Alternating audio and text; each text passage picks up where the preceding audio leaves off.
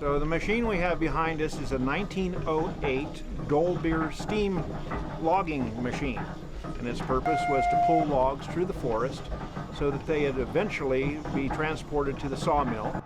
This steam engine operates essentially by a wood fire boiling a steep kettle full of water, creating steam.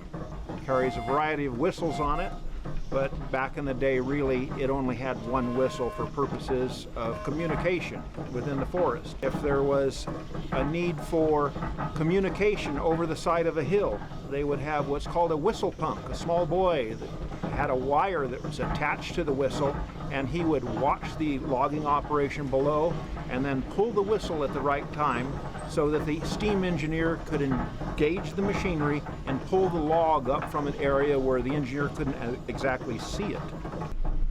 So what we will be doing is a demonstration of how this machine actually moved logs through the forest.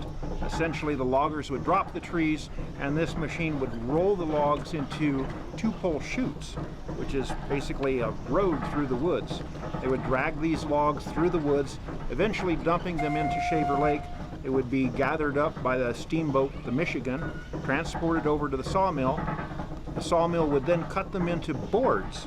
The boards would then be dried, and after a period of time, when they had sufficient buoyancy, they would kick them into the flume.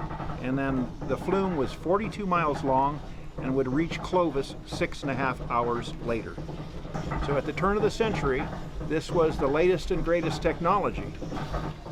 And so for 108 years old, it's a pretty fascinating machine.